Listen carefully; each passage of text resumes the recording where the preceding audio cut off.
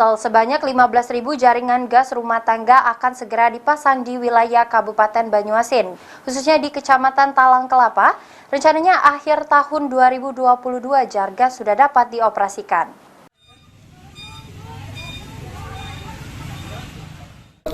Rencanaan pemasangan 15.000 jaringan gas rumah tangga di Kabupaten Banyuasin, khususnya di Kecamatan Talang Kelapa, terungkap setelah adanya penandatangan nota kesepahaman antara perusahaan gas negara dan Pemkab Banyuasin.